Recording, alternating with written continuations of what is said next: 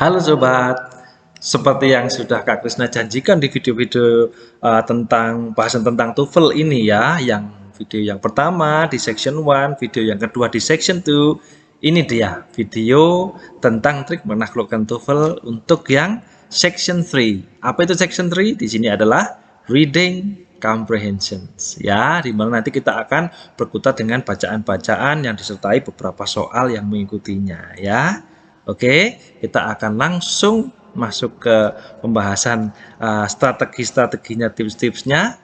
Namun Kak Krisna boleh ingatkan sekali lagi ya, untuk teman-teman yang mungkin baru menonton video ini ya, jangan lupa untuk menonton video-video di bahasan section 1, section 2-nya ya. Dan juga mungkin yang barusan join belum sempat subscribe, teman-teman kami harap mau subscribe ya, subscribe dan sharekan video ini ke teman-teman atau sahabat-sahabat yang lain sehingga kita akan belajar bersama-sama ya.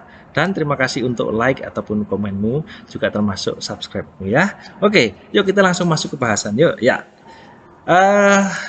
Di section 3 ini reading comprehension ini agak mending daripada section-section sebelumnya ya, dimana satu soal itu aduh waktunya ya sempit. Ini juga sempit juga sih ya, namun kalau listening kan ya, listening kadang kita tidak terbiasa dengan orang native speaker yang ngomong begitu kan, tapi kalau ini kan agak lebih mending karena kita membaca begitu ya. Namun demikian juga tidak boleh disepelekan karena kita akan bertemu dengan vocabularies atau kosakata-kosakata yang juga kita nggak familiar, kadang juga nggak paham ya. Jadi tidak selalu satu bacaan penuh ya, satu bacaan penuh kita paham semua vocabularies-nya, belum tentu ya. Namun ada triknya kok. Yuk, yang pertama kita bahas ya di sini untuk strategi umumnya terlebih dahulu ya. Yang pertama adalah kenali tipe-tipe pertanyaan dalam reading. Tipe-tipe pertanyaannya harus paham dulu ya, sehingga kalau ada pertanyaan begini biasanya yang diharap adalah jawabannya begitu. Oke, yang pertama, what is this passage about? Ya, what is this passage about? Biasanya untuk menanyakan topik dari bacaan. Jadi ada bacaan, terus ada pertanyaan, misalnya ada bacaan begitu, terus pertanyaan ada 3 misalnya ya. Pertama ada soal what is this passage about? Nah, itu kita harus diminta mencari topik bacaan tersebut apa. Ya, topik bacaan keseluruhan. Oke, itu. Poin yang berikutnya adalah ini, what is the author's main purpose in this paragraph? Nah, itu biasanya untuk menanyakan ide pokok paragraf ya. Dari satu passage mungkin terdiri dari 3, 2 atau lebih dari 3 paragraf. Nah, itu kalau ada pertanyaan what is this the author's main purpose in this paragraph, itu biasanya menanyakan adalah ide pokok paragrafnya ya, sehingga teman-teman diharap paham. Ya, kalau yang pertama tadi topik bacaan, ini berarti topik paragrafnya ya. Nah, begitu. Berikutnya ada the word band in paragraph 2 could be best replaced by. Nah, itu biasanya untuk menanyakan vocabularies ya, sinonim. Kita harus paham kalau kata ini sinonimnya apa ya. Mungkin juga ditanya bukan sinonim tapi antonimnya apa. So teman-teman harus belajar vocabularies ya. Caranya bagaimana? Baca-baca saja, baca-baca bacaan. Saya sarankan daripada bacaan yang umum, kalau memang teman-teman ini mau persiapan untuk tes TOEFL ya dari bacaan-bacaan yang contoh-contoh soal-soal latihan TOEFL. Banyak sekali. Di buku-buku banyak, di internet juga banyak ya. Oke, lanjut ya. Strategi umum yang pertama itu tadi. Strategi umum yang kedua adalah ini dia. Mulai dengan pertanyaan tentang word meaning atau vocabulary ya. Penting sekali kata-kata kosakata itu penting sekali ya. Jadi jangan disepelekan karena kita berhubungan dengan bacaan, ada pertanyaan yang mengikuti. Jadi kita harus betul-betul persiapkan diri dengan baik, khususnya dengan word meaning ini, vocabulary ya. Oke, strategi umum yang ketiga dilanjutkan dengan pertanyaan yang merujuk pada kalimat tertentu dalam bacaan. Misalnya ada pertanyaan yang merujuk, misalnya kata ini pada line 7 itu sinonimnya apa atau mungkin antonimnya apa, merujuk begitu ya, merujuk ya. Atau mungkin kata ini dalam paragraf 2 artinya apa, kira-kira begitu ya. Harus paham dulu. Jadi model-model pertanyaannya kita harus paham dulu ya teman ya. Oke, lanjut ke strategi yang 3. Pelajari pertanyaan tentang informasi rinci dari bacaan yang menanyakan tentang what, where, when, who, why, dan how, atau 5W1H. Mungkin teman-teman lebih familiar dengan istilah itu ya, 5W1H, seperti dalam kita membuat berita dan sebagainya ya. Kita pahami itu karena apa? Urutan menjawab pertanyaan seperti ini akan memudahkan kita dalam memahami bacaan dan menghemat waktu.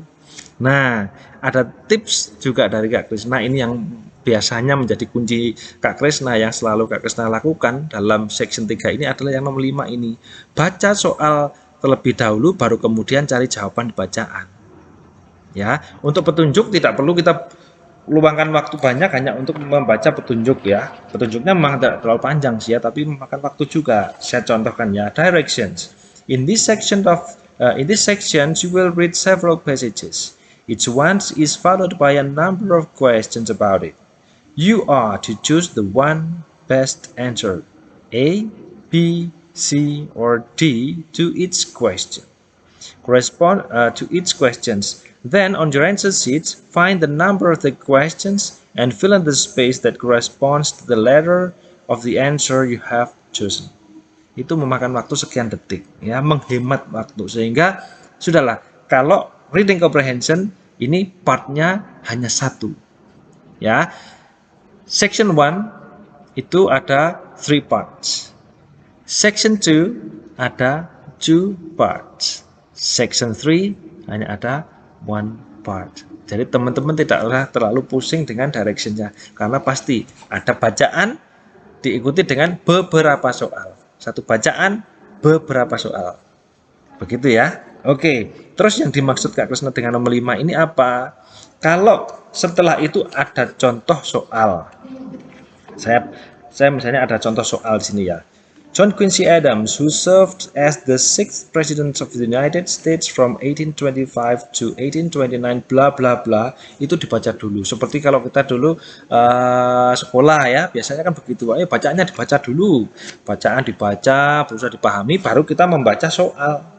Padahal di situ sudah ada misalnya keterangan itu selalu ada. Keterangan itu misalnya ya, question 1 to 9. Berarti artinya apa? Bacaan yang ada di situ itu untuk menjawab soal nomor 1 sampai 9 misalnya. Atau bacaan ini untuk menjawab soal nomor 1 sampai 5 misalnya. Ya. Jadi itu dia. So, kita tidak perlu membaca dulu. Kalau bacaannya pendek tidak terlalu bermasalah ya. Sekian detik selesai. Tapi kalau bacaannya panjang, terdiri dari 5 paragraf untuk menjawab 8 soal misalnya, maka bacaannya panjang. Kalau kita baca dulu ya, ke berapa tadi?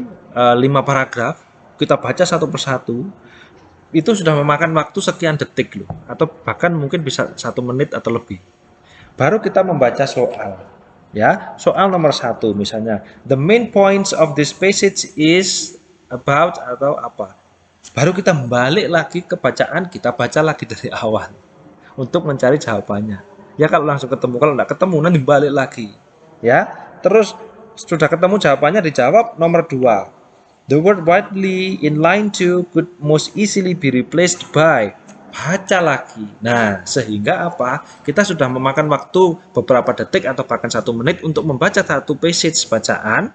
Terus kita membaca soal, kita kembali lagi mencari untuk menjawab, baca soal lagi, kita kembali lagi mencari. Sehingga menurut Kak Krisna, kalau pengalaman Kak Krisna sendiri, Kak Krisna tidak membaca passage-nya terlebih dahulu. Begitu misalnya. Ada soal 1 sampai 5 sudah selesai. Berikutnya soal 6 sampai 10 misalnya. Kak Krisna akan langsung masuk ke soal nomor 6. Pertanyaannya apa? Ya, misalnya the main points of this passage is that main point of this passage berarti seperti tadi itu. Menanyakan topik bacaannya apa. Ya kan? Menanyakan topik bacaannya apa. Kalau dia tuh general, tidak saya baca. Saya ubah ke pertanyaan nomor 2. The word widely in line 2 could most easily be replaced by, ya sudah jelas, biasanya di garis bawah atau miring atau di bold gitu ya. Ya, so langsung saja kita masuk ke soal nomor 2. Nomor 2 kan sudah pasti. pertanyaannya ada apa, ada di line berapa atau di baris berapa, ketemu. Oh, ini dia, baca langsung. Set, set, set, set, set, set, set. Oh, berarti artinya ketemu. Begitu ya. Jadi kalau misalnya menanyakan ini nih. Ini ide pokok paragraf. Ya, menanyakan ide pokok paragraf. Berarti di paragraf 2 ya 2 aja. Langsung aja baca paragraf 2. Ya. Kalau misalnya menanyakan untuk ini dia, topik bacaan. Topik bacaan yang di sini. Umumnya kita akan ketemu di paragraf awal. Umumnya. Tapi belum tentu juga. Kadang untuk bisa memahami multiple choices kadang A, B, C, D-nya itu hampir sama. Sehingga untuk bisa memahami dan betul-betul berarti kan setidaknya kita membaca keseluruhan passage ya. Misalnya passage itu ada 5 paragraf ya kita membaca keseluruhan. Lah buat apa kita membaca aja hanya untuk menjawab satu soal di nomor 1. Mending langsung saya skip soal nomor 1. Saya tinggal dulu, saya lari ke soal nomor 2 karena sudah jelas. Dia menanyakan, makanya ini dipahami, kenali bentuk-bentuk pertanyaan seperti apa yang ada di reading. Oh, dia menanyakan topik paragraf. Kan hanya the word widely in line 2 could most easily be replaced by, berarti langsung paragraf 2, langsung line nomor berapa, paragraf 1, oh line nomor berapa, ketemu di situ, langsung jawab. Langsung balik ke paragraf 3. The word bend in line 4 is closest in meaning to, langsung line 4, cari mana bend, oh ini, artinya oh ketemu. Karena dengan mencari tahu jawabannya, berarti kita otomatis membaca dengan betul-betul jeli. Ya kan? Nanti otomatis kita ketika selesai menjawab beberapa soal, karena biasanya misalnya nih ada 3 paragraf. Satu bacaan untuk menjawab soal nomor 1 sampai 3. Dan di situ ada 3 paragraf. Berarti logikanya pertanyaan nomor 1 di paragraf 1, pertanyaan nomor 2 paragraf 2, pertanyaan nomor 3 di paragraf 3. Biasanya, umumnya, tidak selalu demikian, tapi biasanya demikian. So, kalau kita baca ini baru ini, nanti baca lagi ini baru baca lagi ya buat apa, langsung saya tembak ya, ini kira-kira ada di paragraf 1, biasanya ketemu set. Soal berikutnya biasanya ketemu di paragraf 2. Nah misalnya begitu contohnya. Oke, ini hanya strategi aja ya, tips-tips triksnya ya. Oke, so sorry. Nah, masih sampai di sini ya. Jadi ini yang dimaksud dengan baca dulu baru kemudian cari jawabannya di situ. Untuk menghemat waktu, ini mensiasati menghemat waktu supaya tidak bolak-balik baca, karena itu makan waktu yang panjang. Ya, gitu ya teman-teman ya. Yuk kita masuk ke strategi yang khusus ya. Alright. Strategi yang khusus yang pertama adalah baca kalimat pertama dan terakhir untuk mencari topik dan ide pokok bacaan. Topik dan ide pokok bacaan biasanya terletak di awal atau di akhir paragraf. Ya, umumnya kalau tidak di awal, di akhir, jarang sekali ada di tengah. Karena untuk teknis penulisan sendiri lebih mudah begitu. Ide pokok paragrafnya apa? Pas penulisan outline atau kerangka karangan, baru nanti dikembangkan dengan supporting sentences gitu ya. Untuk lebih paham bisa cek di video Kak Krisna tentang writing ya. Oke. Berikutnya yang kedua, biasanya topik bacaan berbentuk frasa, bukan kalimat utuh. Phrase ya, frasa. Umumnya begitu.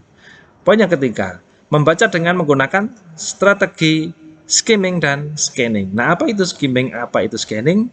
Ini dia. Ya, strategi berikutnya yang khusus nomor 4. Skimming adalah membaca cepat keseluruhan passage atau bacaan untuk mendapatkan konsep yang dibicarakan dalam bacaan. Membaca cepat. Ya. Jadi membaca keseluruhan teks secara cepat dan berusaha menangkap inti bacaan. Tidak perlu membaca dengan cara sangat detail sekali. Carbon dioxide is bla bla bla. Baca cepat. Kan toh kita tidak bersuara toh, baca dalam hati toh, baca yang cepat untuk menangkap keseluruhan isi ya. Skimming itu namanya. Sementara scanning itu apa? Scanning adalah membaca cepat untuk mencari kata atau kalimat khusus. Nah, ini lebih fokus lagi, lebih spesifik lagi.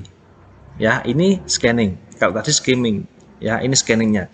Dalam soal sering kita diminta untuk mencari kata pada baris tertentu dalam bacaan. Scan atau scanning merupakan teknik membaca yang digunakan untuk langsung mencari kata tersebut tanpa memperhatikan isi dari bacaan. Ya, contoh misalnya kamu diminta mencari kata revoked. Maka kamu langsung mencari kata yang berawalan dengan R, tengahnya ada V, belakangnya ada K, tanpa membaca bacaan tersebut. Jadi begitu mencari apa arti kata revoke, sinonimnya apa, misalnya langsung berarti scanning, ya sudah langsung scanning ya, bacaan apa yang kita kan langsung ketemu tuh. Kalau revoke misalnya ada kata inflammable itu diawali dengan is, jelas tak mungkin ya. Production itu diawali dengan P, tidak mungkin. Kita cari yang diawali dengan R, terus mungkin ada V, ada K, cepet aja, wah itu ketemu langsung. Nah begitu, itu scanning, lebih cepat ya. Skimming tadi membaca keseluruhan, kalau scanning langsung ya, kamu minta soal apa untuk saya cari jawabannya, oke itu berarti langsung. Nah gitu ya teman-teman ya, ini dia, itu teknik skimming dan scanning itu penting sekali untuk dikuasai ya. Maka ya itu berlatih, tetap harus berlatih ya. Skimming dan scanning penting sekali untuk section 3 ini. Ya, kita lanjut ke strategi berikutnya nomor 6. Untuk mencari makna satu kata dalam teks, scan bacaan. Di-scan ya. Jika kamu tidak mengetahui arti kata tersebut, baca dan pahami kata yang berada di depan dan di belakang kata yang dicari. Jadi, wah kita tidak tahu arti kata revoke. Memang kita nggak ngerti sama sekali, nggak ngerti mau bagaimana lagi ya kan. Caranya bagaimana? Kita baca kata-kata sebelumnya dan kata-kata setelahnya. Biasanya akan ketemu. Kita akan terus menebak, mengira-ngira ya. Oh, kira-kira ini deh jawabannya. Kira-kira ini deh artinya. Ya, tebakannya begitu ya. Oke. Ya, di depan dan di belakang kata yang dicari. Jika masih terlalu sulit, belum ketemu juga artinya, baca kalimat yang mengandung kata tersebut dan tebaklah, kemudian cari pada pilihan ganda makna yang kamu anggap mirip. Ya, oke, kira-kira ini yang mirip antara A, B, C, dan D. Yang paling mirip misalnya yang C. Nah, begitu ya teman-teman ya. Oke, kita lanjut dulu ke strategi khusus yang ke-7. Penulis selalu mencoba untuk memberikan petunjuk atau clue pada bacaannya agar dapat dipahami oleh pembaca. Biasanya berupa sebuah paragraf inti dari bacaan tersebut ya. Jadi kadang ada soal itu yang di depannya ada angka 1, 5, 10, 15, 20. Itu untuk memudahkan soal, pasti itu ada soal misalnya pada line 7. Pasti begitu. Kata ini pada line ke-7 itu artinya sama dengan apa? Sehingga kita tidak perlu menghitung 1, 2, 3, 4, 5, 6, 7, tidak perlu. Karena di situ ada 1, 5, 10, 15 ya kita langsung tembak 5. Ya, 5, 6, 7 pastilah. Di line ketiga di tanda yang 5 tadi, line ketiganya pasti ketemu itu karena itu line ke-7. Ya kan? Atau kalau tidak demikian dia memberi garis bawah. Atau memberi kata itu di bold. Biasanya begitu ya. Penulis sudah akan ini dia mencoba untuk memberikan clue supaya kita lebih mudah cepat menemukan kata itu dan menjawabnya. Begitu ya teman-teman ya. Oke, lanjut. Carilah vocabulary yang jarang kita gunakan untuk mengantisipasi ketidaktahuan kita pada soal vocabulary. Jadi jangan hanya belajar pada vocab yang umum-umum, yang general, tapi mungkin kosakata yang tidak umum ya, yang jarang kita temui. Ya, revoked. Apa itu revoked? Nah, banned. Apa itu misalnya, begitu ya. Kita cari tahu ya, tetap dengan membaca latihan soal saja, lebih cepat itu ya daripada kita baca bacaan umum. Tidak ada salahnya sih kalau waktunya panjang ya. Kalau waktunya mendesak ya cari contoh-contoh soal section 3 TOEFL, kita baca, coba jawab, cocokkan begitu ya teman-teman ya. Oke, lanjut baca satu slide lagi, yaitu ini dia strategi khusus nomor 9 dan 10. 9 adalah jangan lupa mengeliminasi jawaban yang salah pada pilihan agar kamu tidak membaca bagian tersebut lagi. Jadi bisa di skip ya, tidak perlu kita harus konsentrasi di sana lagi, dan cepatlah kita dalam teknik skimming dan scanning tadi. Oke, dan yang terakhir adalah jika kamu benar-benar tidak tahu, carilah petunjuk atau clue sebisa kamu, kemudian tebaklah jawabannya. Kembali lagi, tebak jawabannya, don't leave it blank. Tidak ada butir soal yang kosong tanpa dijawab. Why?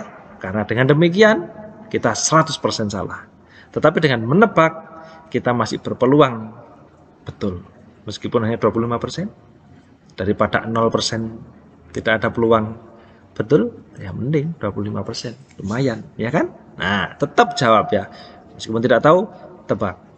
Dan ini memang waktunya cukup singkat, ya. Lebih kurang setengah menit dalam satu soal. So, teman-teman bayangkan, mulai dari membaca soal, mencari jawaban, sampai pada menjawab, itu dalam waktu setengah menit. Cepat sekali.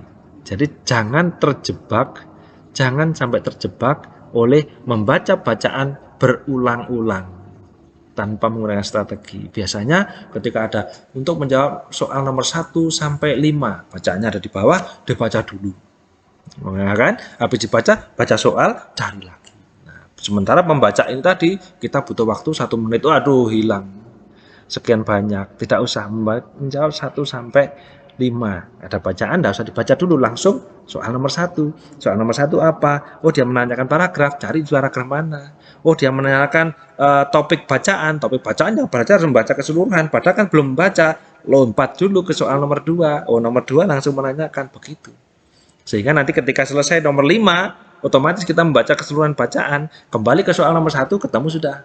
Nomor 1 tadi kan tanya, topik dari keseluruhan bacaan itu apa? Oh, ini tentang tentang iklan misalnya. Oh, sudah, jawabannya ketemu. Begitu ya teman-teman ya, tipsnya untuk yang TOEFL yang section 3, yaitu reading comprehension. Ya, harapannya pokoknya kembali lagi, 1, jangan sampai ada butir soal yang tidak dijawab. Semua harus dijawab. Oke, terus persiapkan baik-baik dengan cara apa? Berlatih, berlatih, dan berlatih. Ya, berlatih, berlatih, dan berlatih. Oke, tips-tips berikutnya adalah kita paham part-partnya dalam section 1, 2, 3 seperti apa, karakter soalnya seperti apa. Section 3 itu ada karakter soal-soal seperti ini tuh menanyakan apa, trik menjawabnya seperti apa, begitu ya. Itu persiapkan baik-baik, dan menjelang tes teman-teman harus jaga kondisi supaya tetap fit, sehingga ya mungkin tidak perlu begadang ya, karena kita sudah prepare jauh-jauh hari sebelumnya. Malam ini mungkin tak terlalu harus bergadang ya, kita makan-makan yang sehat, cukup istirahat. Besok pagi bangun pagi sudah siap, seger ya. Kita berdoa, kita berangkat ujian, ikut TOEFL itu. Harapannya semuanya menjadi resultnya luar biasa ya. Saya percaya sahabat cepat belajar ini adalah sahabat cepat luar biasa. Tekun-tekun belajar, berlatih, dan pastilah hasil skor TOEFL-mu luar biasa. Karena apa? Karena teman-teman sudah tahu rahasia menaklukkan TOEFL. Sekian dari Kak Krisna, sampai ketemu lagi di video-video berikutnya ya. Sekali lagi terima kasih untuk subscribe-nya, like-nya, share-nya, dan juga komennya. Ya, good luck teman-teman ya. Sampai jumpa lagi. God bless you all.